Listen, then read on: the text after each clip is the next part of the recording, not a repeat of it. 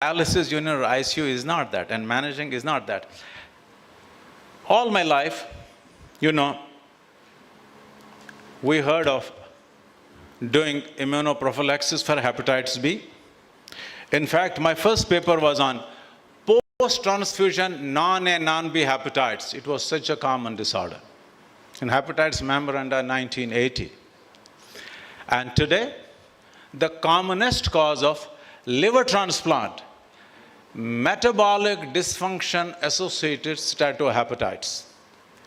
Getting stronger by the day. More than half the people with diabetes will have some form of a hepatic involvement. And imagine 5 to 6% of them progressing to a stage where they might need a liver transplant. And imagine, I'm talking about CKD, talking about coronary artery disease, not talking about the liver problem. The whole nation with those 10 crore people will get inundated. You will need to work hard to find a normal guy up and down among us. Now, this is one aspect. This is very important. Now, another story for next 5 minutes. Now, is that all? The same data that I showed you earlier, where obesity is enlarging, it was not looking only at the obesity. It was looking at what is happening to total body mass index. So what is happening to underweight in the country? Not in the country, in the world. Now, look at this. Concentrate. In 1975, we had the highest number of underweight people in the country, in the whole world. And if you look at erstwhile subcontinent, India, Pakistan and Bangladesh, half the world's underweight people would live here. Now, has it improved today? What does the recent data show? In all the countries, it has worsened. India, Pakistan and Bangladesh are equally doing well in terms of obesity as well as starvation. So not only are we getting worse in terms of obese, but we're also getting worse in terms of undernutrition. A huge population in this country is underfed also. So some are fattening at the cost of many others, right? I remember a day, we used to have a meeting on Mondays, we used to call it. We used to discuss recent events in endocrinology in PGI. And that day we used to call it a lunch hour meeting. So we had the liberty of having an omelette and a cup of tea and some buttered bread. And one of the DM students cut that border of the bread and took the center part. And I will never forget that. This happened in 1983-84. Dr. Dash picked up that crumb and started eating it. He said, "You bloody fool, this nation cannot afford wasting this bread. If you do not want to eat it, you should not buy it, you should not get it, let someone else buy and eat it." And that was 94. And I wish that guy was alive today seeing this. 37%, 46%. 3.6%, Bangladesh 5.2%. Inki to baat hi nahi hai. 3.2 से 4.2. So there's something, grossly wrong the way we plan our nation and our health. Look at, that was in men. So look at these women. No better. Literally same.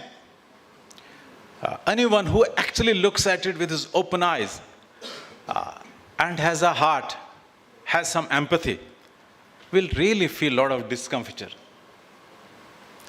And this is a paper that this group published a week back, right? And I know I would not waste your time. I'll just wind it up. But what does it tell us?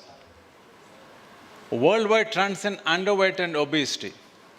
And children, adolescents, and adults all through. Just published on 29th of Feb. Coming after every 4 years. So, and what does it tell us?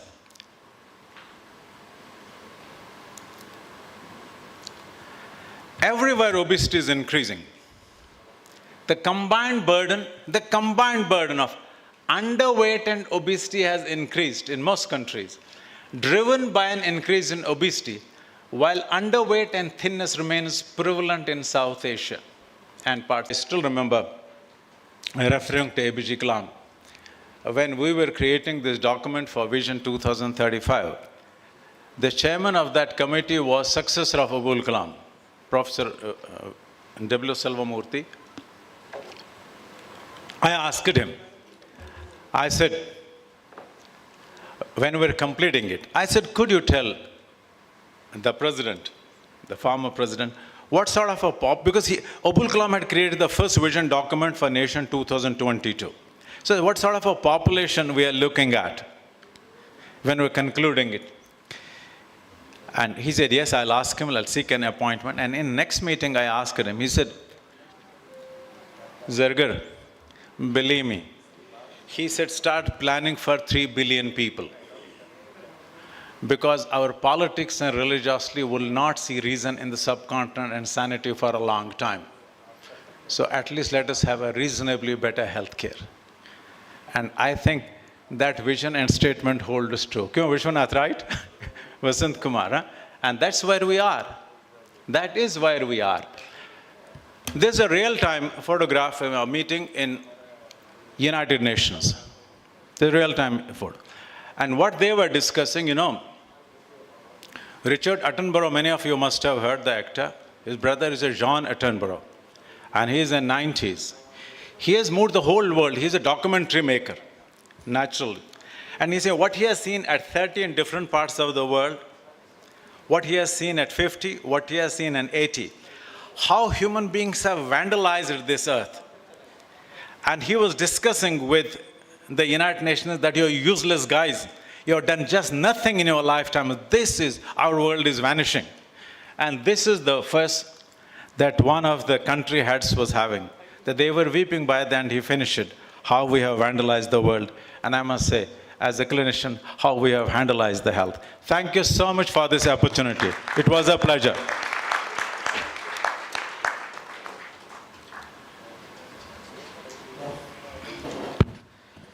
Thank you, sir, for enlightening us on this lifestyle diseases, which is growing pandemically, not even globally, not even in urban areas, but also in rural areas. And now I would like to invite Vasant Kumar, sir, and Vijay Mohan, sir, to felicitate Hamid, sir.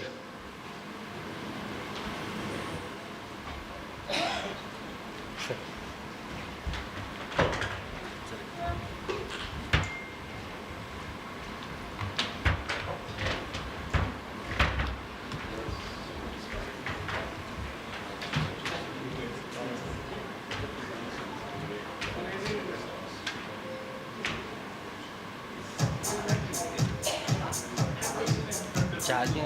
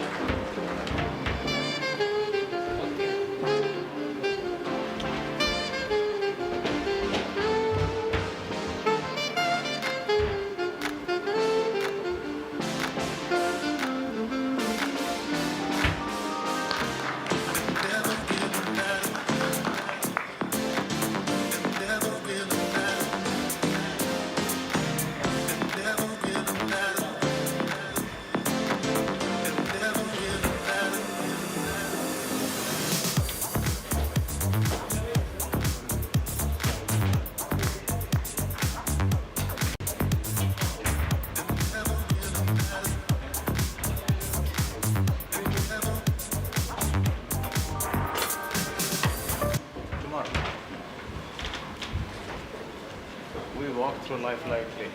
We don't rush through.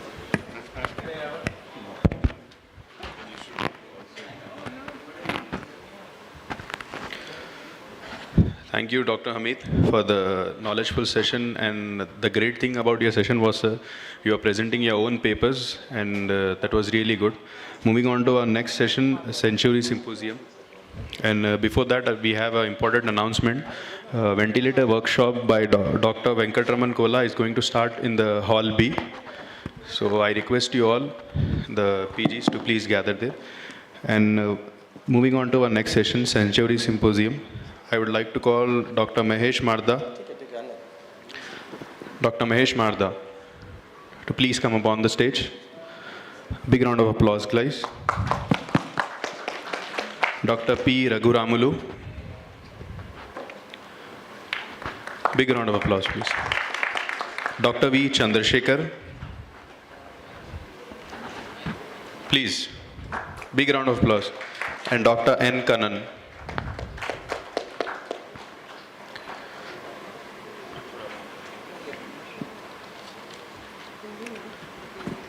So over to the chairpersons. Yeah, just a minute. The postgraduates who are here and those who are actually outside collecting the kits, there will be 15 to 20 postgraduates who will get an opportunity to have a hands-on experience of how to initiate a ventilator and handling them with an airway. Those who are interested can take the opportunity on the Hall B, and it will be for the next only half an hour to 1 hour, and then you can join us back.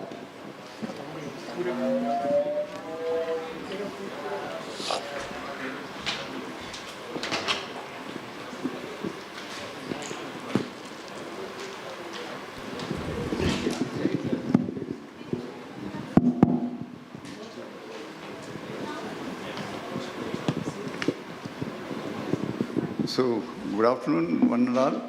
And we are moving to the next topic. There are three topics which are innovative topics. Without wasting our time, we'll invite the, and we are moving on to the moving the times, embracing fruits of innovation with insulin degludec. Dr. Srinath, his present position is already it is in the displayed. It is endocrinologist and BJS Hospital, Bangalore, since December 2016, and former consultant endocrinologist at King's College Hospital, London, and he was several publications to his accreditation and received the Best Trainer Award for the South London Trainees in 2016, and recently awarded for FRCP London. Dr. Srinath, over to you. Thank you, Dr. Raghuramulu. Good afternoon, everyone. At the outset, I'd like to congratulate Frontiers Diabetes for the 6th scientific update, and also thank Novo Nordisk for bringing me here to this wonderful city of pearls. And so what I'm going to talk in the next 20 minutes is moving with times, embracing fruits of innovation with insulin degludec. We heard the last talk from Dr. Shanmugulu, who spoke about the GLP-1 weight reduction medications, and we also heard from Professor Zagar about the importance about the weight control in our future of our populatory modes. Now, I'm going to talk about insulin. As you know, insulin is an anabolic hormone. We can't do much about weight loss. In fact, it causes weight gain, but the newer molecules, what it can do to the body weight is also very important. That's what we are going to do, learn about it. So this is a financial disclosure. So let's start with a quick case. I know we are running short of time, but I'll be very sort of succinct. So this is a 48-year-old. So if you see the 48-year-old is not an age for diabetes, but actually it is happening. And he's a lecturer. Look at this BMI 27.2, it's already high. So he's got diabetes, hypertension, and other comorbidities which is running. And he's a social drinker, and he is poor exercise, and he's got a family history of diabetes. Now, he's gotten poor A1C and blood sugar control, as you see, and also dyslipidemia, and he's also got diabetic kidney disease as well. So this man is at a serious risk, if you all agree. Severe atherosclerotic cardiovascular disease is already set in because he's got poor control and diabetic dyslipidemia with also earning into the diabetic microalbuminuria. So what is that you want to do for this man? Let us look at his medications. So he is on antihypertensives, statins, and also a few medications. He's on metformin and he's on liraglutide, thanks to the earlier speakers. So 1.2 milligrams, and he's also on SGLT2 inhibitor. So in spite of that, he's got an A1C of 9.7. It's poor control. So what are you going to do? What do we have next? So what are the challenges in this gentleman? Clearly cut.